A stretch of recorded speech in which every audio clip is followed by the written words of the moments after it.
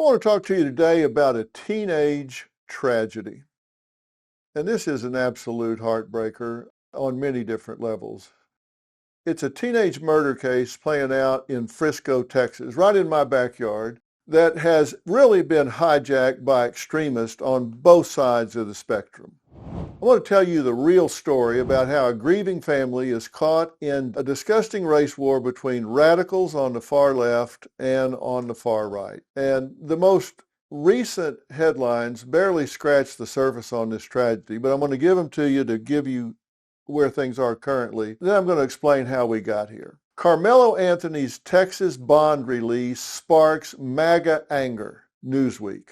Austin Metcalf's accused killer needs support fighting white supremacy after murder indictment. Fox. Public patience urged as Carmelo Anthony indicted for deadly Frisco ISD track meet stabbing. Now, let's start with the indictment. Based on witness testimony and stadium video, here's what happened. April 2nd of this year at Kirkendall Stadium in Frisco. This is a Dallas suburb north of Dallas, but a big, thriving community. They're having a multi-school track and field meet. And the victim, Austin Metcalf, he's a twin. 17 years old. He's a junior at Frisco Memorial High School. And the suspect is Carmelo Anthony, also 17, but a senior at Frisco Centennial High School. Now, according to the indictment, this is what allegedly happened. Metcalf is a white kid, and Carmelo Anthony is a black student from Centennial High School. Anthony was seated under the Memorial High School tent. Now, you just have to understand that's something you don't do. You just don't go to the other team's tent and come in there and sit down. That's disrespectful. You don't do that. They're in there having meetings. They're planning what they're going to do, strategies for races, relays, whatever. So Metcalf told him to leave. Anthony allegedly said, "Touch me and see what happens." That's in quotes. Witnesses say Metcalf reached out to move Anthony and touched him. Anthony then said, "Punch me and see what happens," and then allegedly pulled out a black knife from his bag and stabbed Metcalf in the chest. Okay, now we got to stop right there. There's debate about how this went down, what happened, but what's a kid doing at a track meet with a weapon? What's he doing there with a knife? Whether he should have been in that tent or not been in that tent, whether they were having words or not, why do you have a knife to pull out? Metcalf collapsed and died in the arms of his twin brother, Hunter. Now, we're in a situation we should never be in to begin with. Here's the police response and statements. This is per the police report. Officers arrived almost immediately. Police say Anthony confessed. Anthony's other statements included, quote, "I was protecting myself." Quote, "He put his hands on me." Quote, "I'm not alleged. I did it." Close quotes. In the police car, he is said to have asked, quote, "Is he going to be okay?"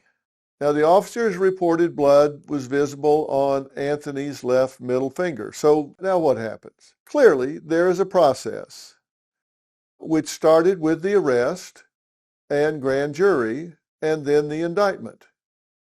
Now, Texas law, unlike many other states, requires that you get a grand jury indictment before felony cases. Now, what does that mean? It means that you just can't have a prosecutor, a DA, for example, return a murder indictment. You've got to go before a group of citizens impaneled as a grand jury, present the evidence, and you either get an indictment or not. And it's often been said you could indict a ham sandwich. Why do they say that? Because you only have one side of the case presented. They come in and present all of the evidence supporting an indictment. So getting an indictment from a grand jury, it's a very one-sided thing.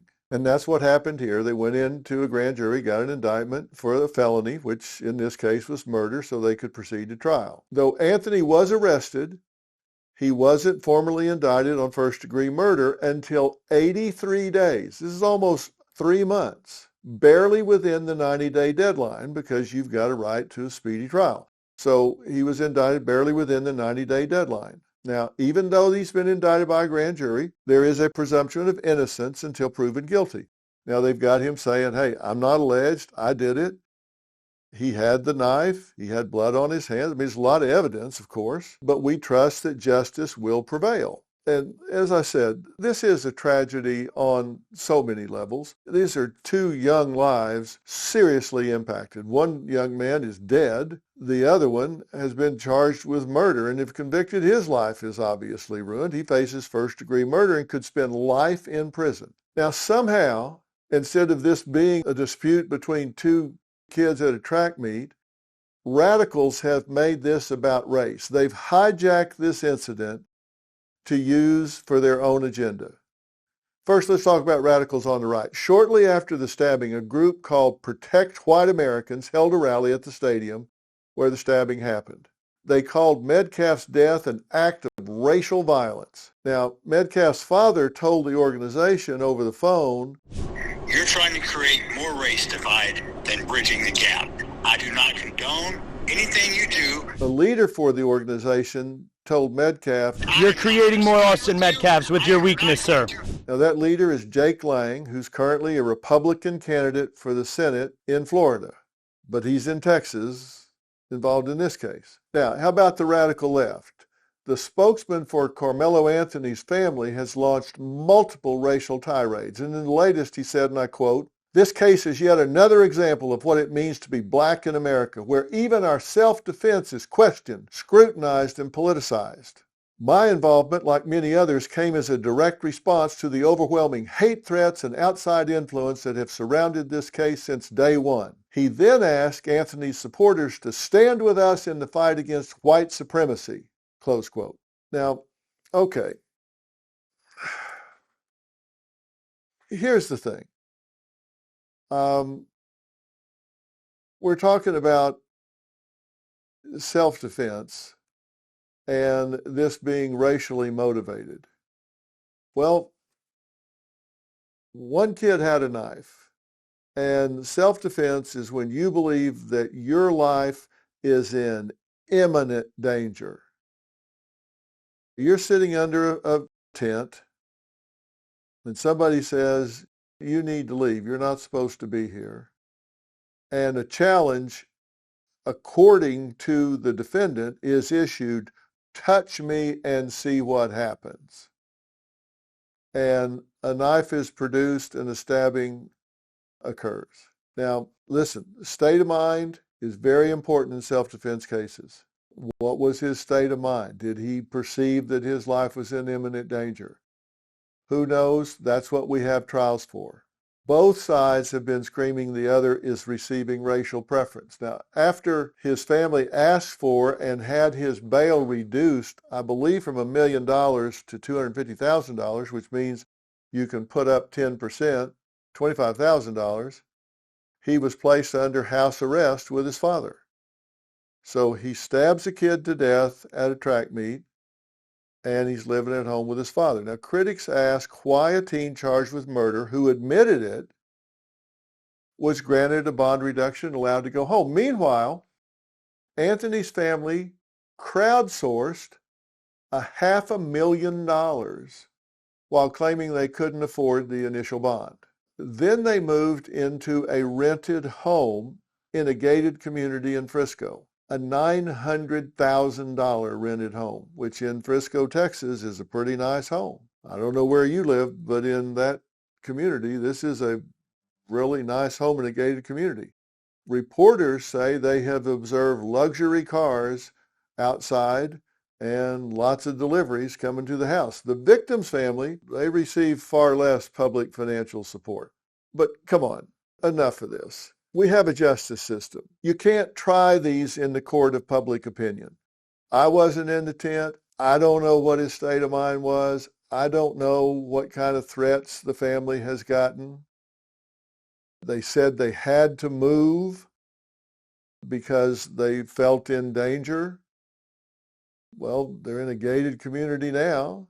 Back in 1896, Supreme Court Justice John Marshall Harlan famously wrote, "Our Constitution is colorblind. Anthony will receive a fair trial. They don't like the outcome, they can appeal that. One thing we know for sure is nothing will bring Austin Metcalf back. That's a tragedy that cannot be undone.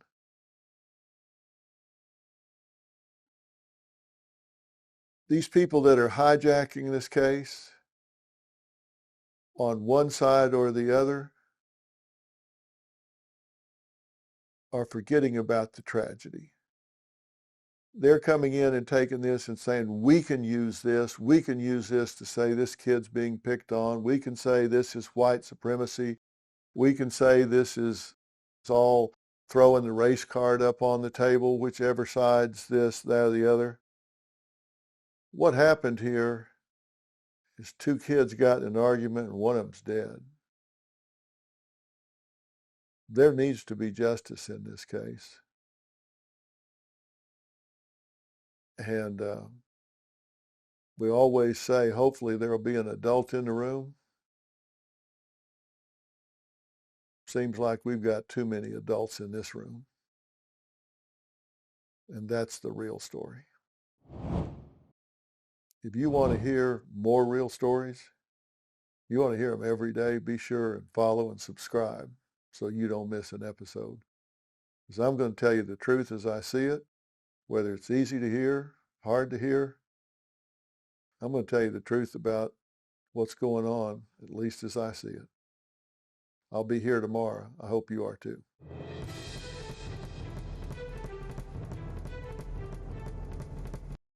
Homeowners, when's the last time you checked on your home title? If your answer is never, then this is for you. Scammers are stealing titles and your equity is the target. Criminals forge your signature and just like that, your home title can be transferred out of your name. That's why I partnered with Home Title Lock, so you can find out today if you're already a victim. Use my promo code Phil at HometitleLock.com and you'll get a free title history report. Plus, you'll get a free trial of their $1 million triple lock protection. That's 24/7 monitoring of your title. Urgent alerts to any changes, and if fraud does happen, they'll spend up to $1 million to fix it. That's HometitleLock.com, promo code Phil.